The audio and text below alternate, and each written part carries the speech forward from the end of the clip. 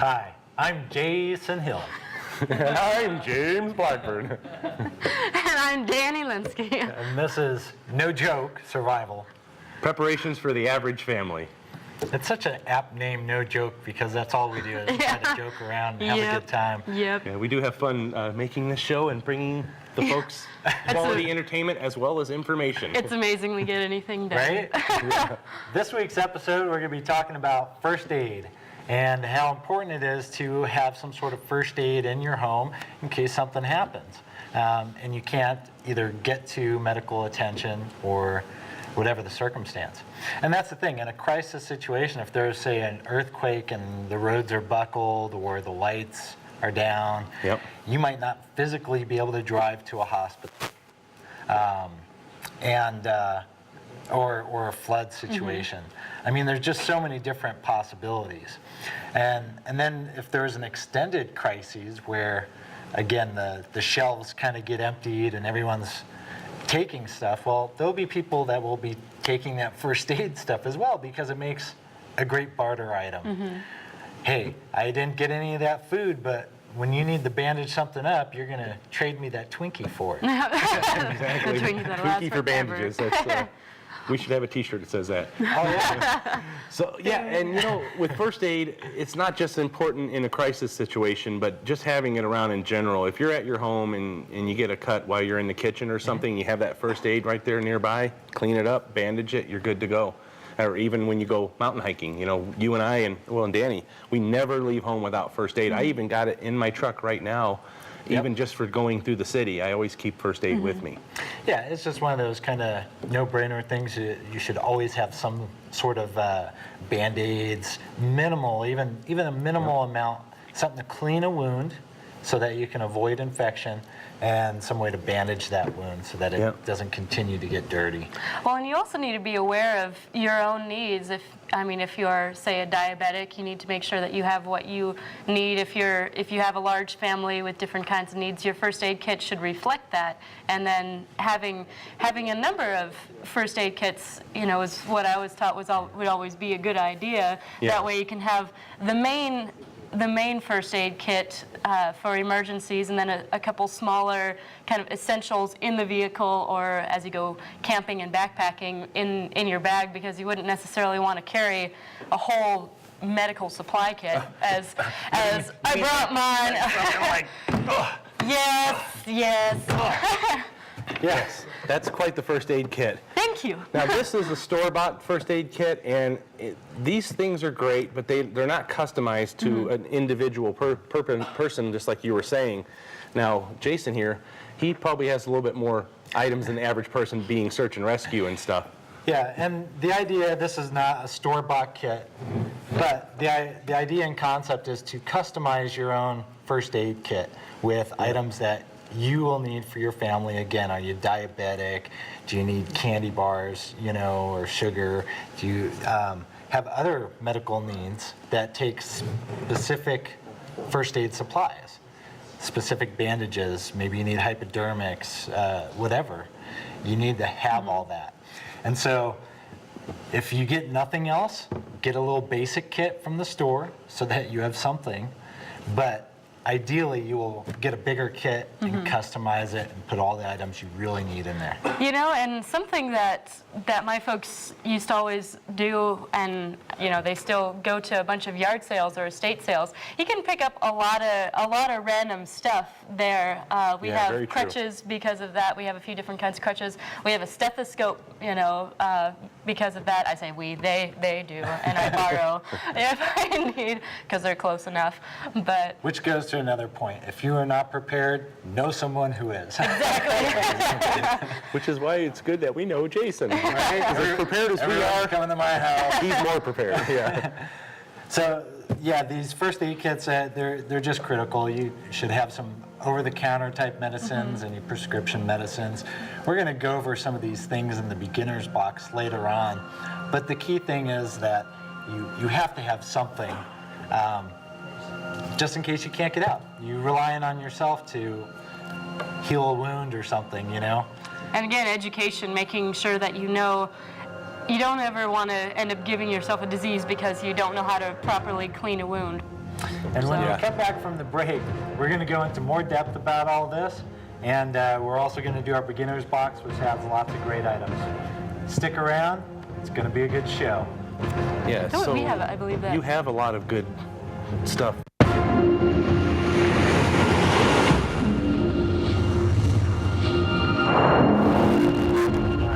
Welcome back to No Joke Survival. Preparations for the average family. I'm Jason, And I'm James. and in today's episode we're talking about first aid and why it's so important to have some sort of first aid kit in your home in case something happens.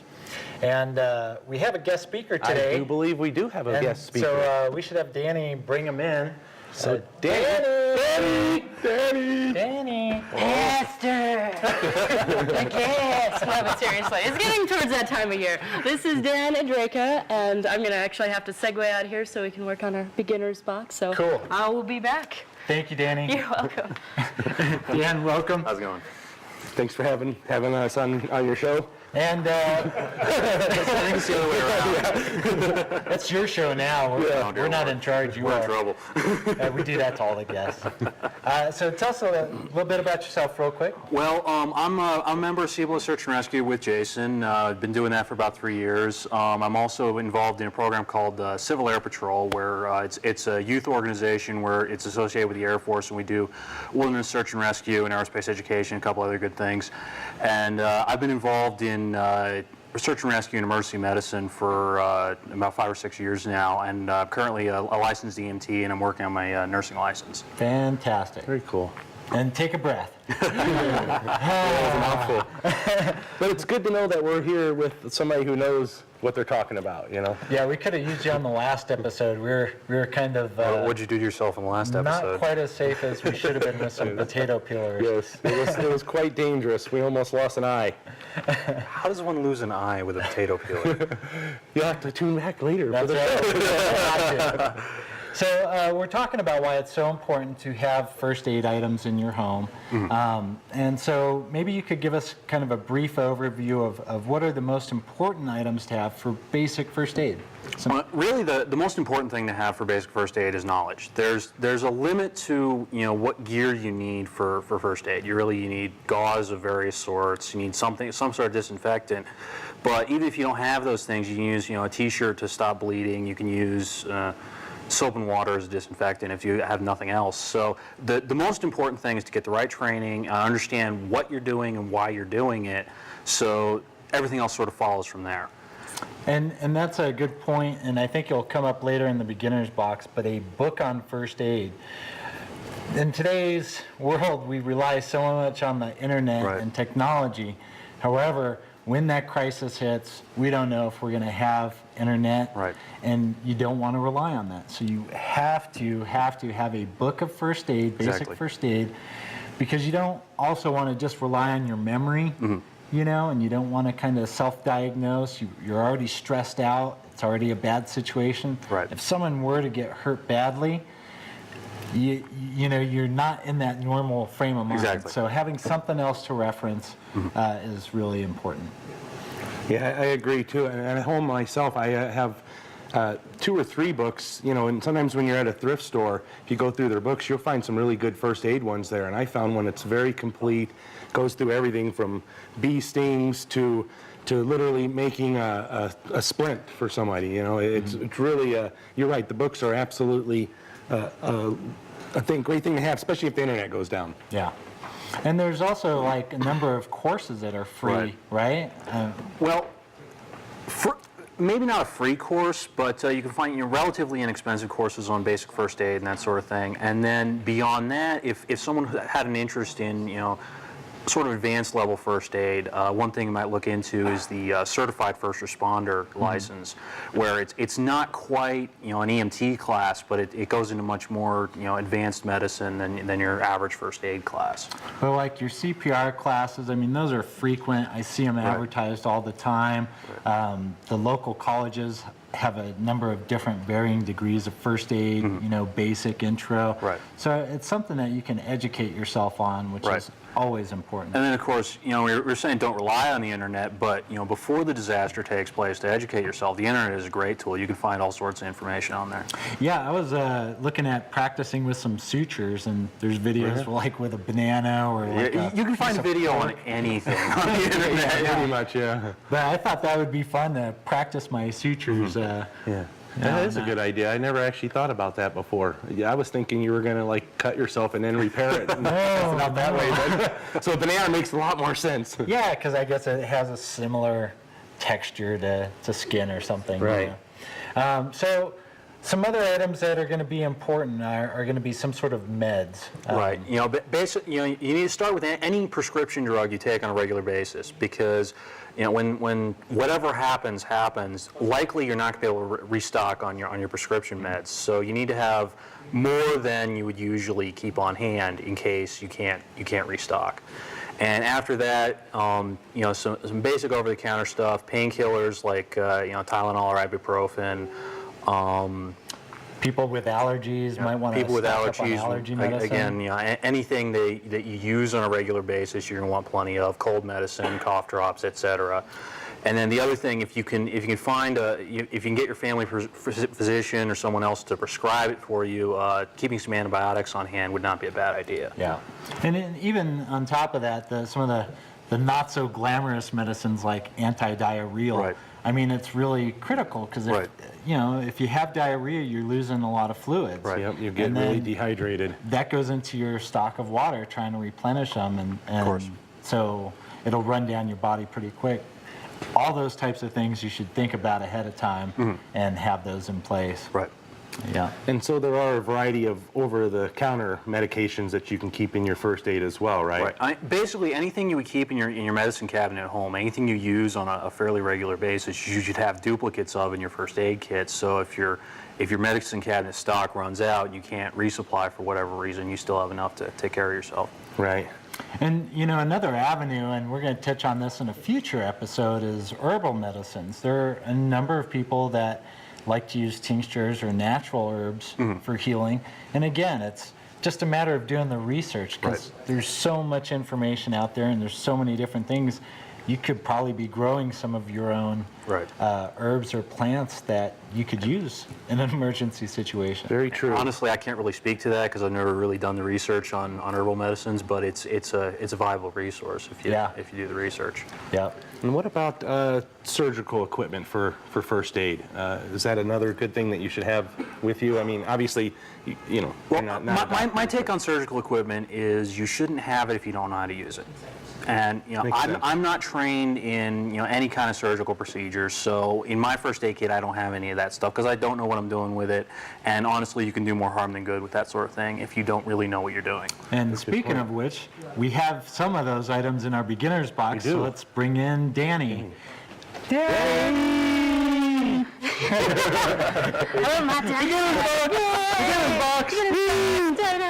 All right. Well, I'm going to just pull these top two out real quick. So, educate yourself. I mean, really great idea to have some first aid books. This one's actually a book on, food and nutrition, so you can kind of work to prevent anything minor, colds and whatnot, so eating healthy. We have some basic things like cough drops.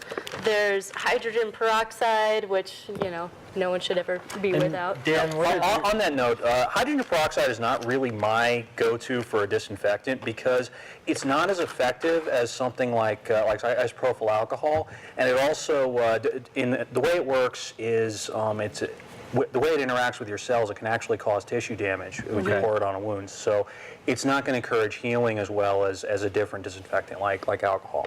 So this would be my recommendation, not this. No. But it still works as a backup if that's all people have. It'll work if that's all you can get your hands on, but this is superior. Okay. Is it a good idea to dilute that with a little bit of, if you have purified water? I don't see that it would change anything All right. really. Okay. So we have a representation of extra medication. James, what did you do? I was hungry. They were diet pills. Those weren't candies. Oh man, I was wondering. Speaking of candies, we have my mom had always taught us, just some hard candies because they last. You can't say that they've gone bad and they're stale because they're hard candies. But if you have someone who's, going into a diabetic shock or whatnot, and their blood sugar's just bottomed out, that's, something that can hopefully, boost. exactly. Yeah. And now we have gloves. I think this kind of goes along with the surgical, and it may be kind of scary to think about having to do that on your own, but if I were in an emergency situation, I couldn't get to a hospital and I had a wound that was deep enough for it, you can get sutures, and you can have gloves, and if you have as sterile equipment as possible, boil it if need be, you can fumble through a surgery. Hopefully you have the pain meds to go along with it. And the education as well. Right, but that's like a last resort if you can't get to a hospital. And, on the gloves, you always want to be carrying some kind of barrier device like gloves, because if you're treating someone else's wound, it's not so much a concern if you're treating yourself, but you're treating someone else's wound. You don't know what pathogens they might have in their blood that may not be causing symptoms for them, but if you catch it, you could get a disease. So always, you don't want to touch someone else's bodily fluids because it's just not good. Especially since that nuclear reactor thing exposure that James had. Yeah, that's why I got so much hair. I had short hair yesterday, so. Well, there's nothing wrong with long hair. So this actually, next up, this is a Stops Bleeding Fast. I'm actually not super familiar, but it's just a different clotting sponge, different kind of items to help. If you don't mind, the Quick Clot is actually something that was developed for the military. It's there's a compound in it that's derived from shellfish that basically speeds the clotting process. Okay. And the gauze has this compound in it, and when you apply it to a wound, it'll clot faster than it would with normal gauze. Now, the one thing to keep in mind, if you use that on someone with a shellfish allergy, you could cause an anaphylactic reaction and kill them. Know your allergies, for Exactly. sure. Yeah. So we Definitely have research it on the internet. Come back after the break. We'll have some more information for you, as well as a fun little contest. Yeah, we're going to have a great contest. We're going to actually get to use some of these items. Oh, no. And we thank you for joining us. And we appreciate all the tips. Some It's, aspirin here. This stuff is really good. This basket.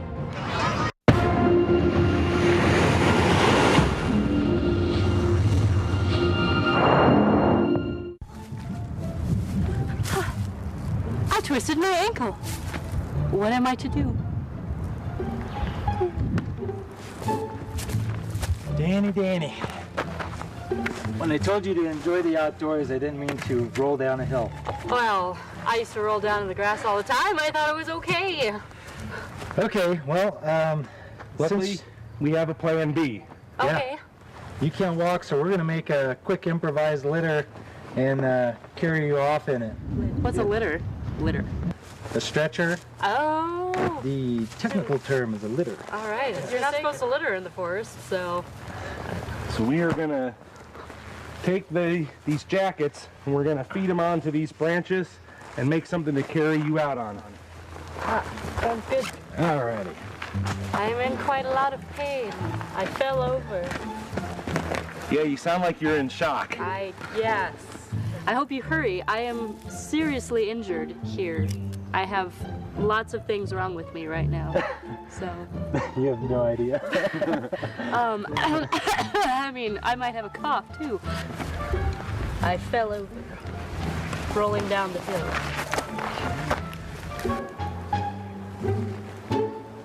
This is starting to actually look quite entertaining. So we're gonna take good care of you. Awesome. Get you out of here in one piece. I have faith. Put that in. Alright, what do you think? You're gonna hold? We'll find out. Yes, we will. Alrighty. Let's help her over here. Okay. Well, that actually was Slow down, slow down. quite Don't want to twist the other one. Okay, let her sit down. Thank you. Watch your head. Try to. All right. That's quite comfortable. Okay, you ready? Yes, take me away. Ready? On to 3. 1, 2, 3. Ooh. Awesome. I've always depended upon the kindness of strangers. All right, that's how it's done. Now we're off to the helicopter.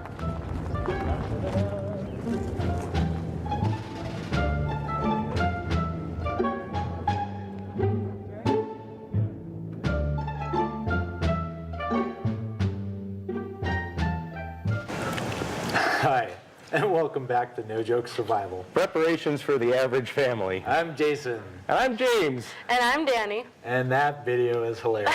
It was. Yes, it was. We made a litter, as you guys can see, and we had some interesting results. It kind of worked. Yeah, it was almost a demonstration in how not to do it. I mean, it was somewhat functional, but in the process, we damaged Danny's ankles. So our contest here in a little bit is we're gonna bandage those up. Yep. We did want to kind of go over Lord a help few me. more items here real quick from our beginner's box. We talked about some over-the-counter medicines. Prescription medications are also going to be really important because you want to have that stock from of whatever specific medication you won't be able to run down to the local store and get. Have a few extras. Another item that is good to consider for me, contacts and solution. Because I can wear glasses and I have some, but maybe if you like wearing contacts, you want to have extras of those. Yeah, that was. Here, you're going hiking. Oh, thank you. This is moleskin plus padding, as they call it. That way you can just put it on, your foot to make sure that you don't end up getting any kind of extra friction and whatnot. So that's pretty awesome. That's right. Perfect. Well, It's a nice thing. and sometimes the smaller injuries, blisters, things of that nature, are the ones that can potentially cause the most problems. Especially if you have to go somewhere, if you're doing hiking or you have to go get supplies and your feet are all tore up, you're Yeah. not going to get far. So Very true. Thanks. some sort of wipes, alcohol wipes, Antibiotic ointment. and Very good thing to have as well. yeah, Dan was saying off camera that bacitracin is one of the ingredients that's really good for putting on a scratch or a wound to prevent infection. Nice. So with that being said, I think we should get going. Do you have your bandage? I do. No tweezers. No tweezers for this. Okay. I don't know how I got wrangled into this. Okay. Get them feet This up is a here. contest. Is this the damaged ankle?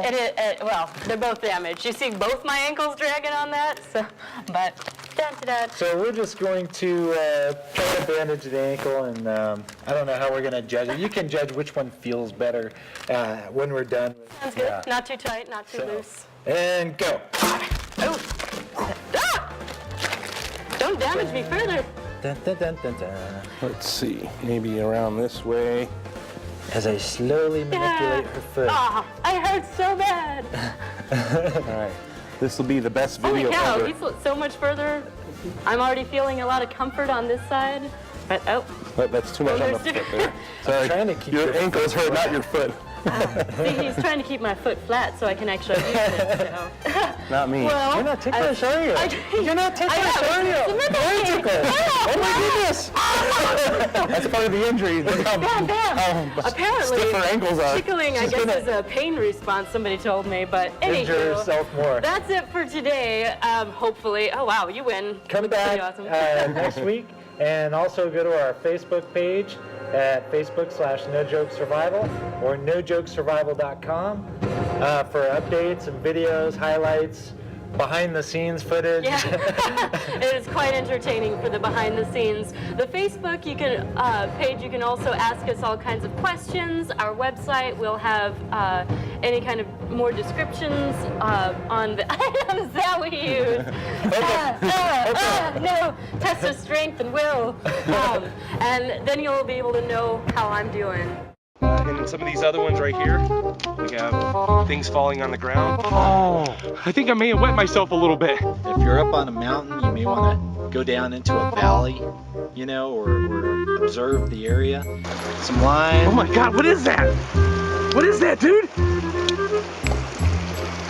I Probably a Sasquatch. They're all over the place. This is important. You don't want to wipe your backside with something that might be poisonous. What you want to do is literally just sit down and listen. I kind of blew my way through there pretty badly. There was a lot of outtakes. It's back, dude! It's back! Ah! Where is it? There it goes! That's awesome.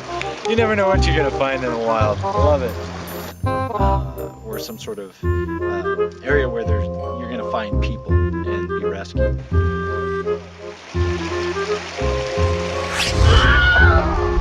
Oh, man, that hurts!